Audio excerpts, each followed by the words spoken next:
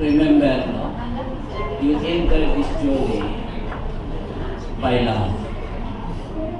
And you will endure this journey with love. And end this journey in love. Wear this ring as a token of my love for you.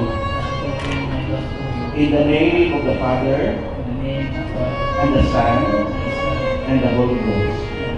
Amen. With this ring, I receive my vows. Wear this ring as a token of my love for you. In the name of the Father, the Son, and the Holy Ghost. Amen. Then, sagot ka mga tawa. I will promise to you, to your family, and all people here that I will serve you, love you, and be faithful.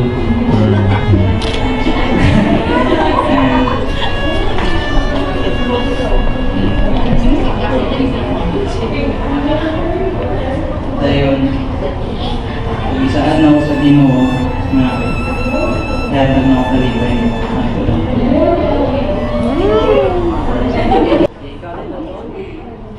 Sa kalibutan karon,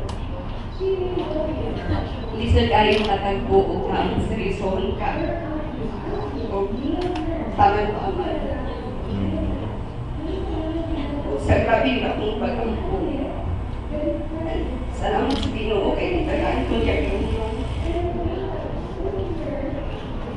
sa among ikat. And so blessed day, ikaw ang una, ugulahin nga uyag. Ikaw ang una, ugulahin nga kapailig ka sa among ikanan. Ikaw ang una, ugulahin nga pakasan. Ikaw ang lipidi kung palangga kay kunimo. Di man permin ako ngayon, pero kung saan mo pagtago sa iyong kasakit para lang hindi ko maapektuhan.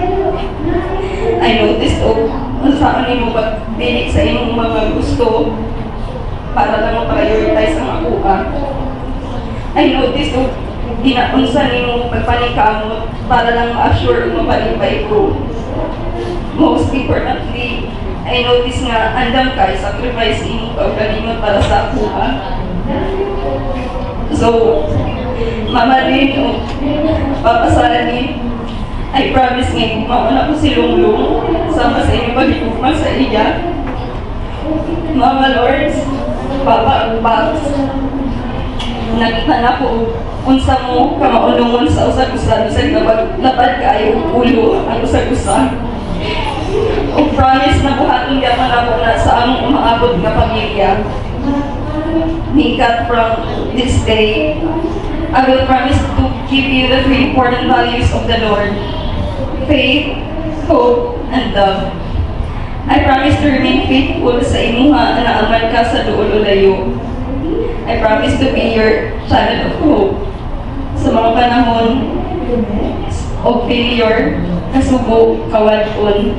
I'll cheer you up o i-remind sa imuha kung sa kamaayo sa daghan nga butang.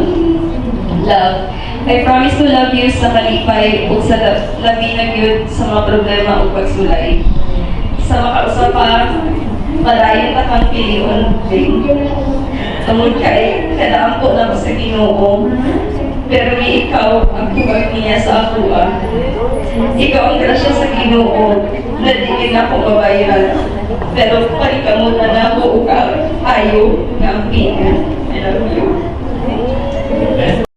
By the authority vested in me under the Republic Act of the Philippines, Jelby and Donna, I hereby pronounce you as husband and wife.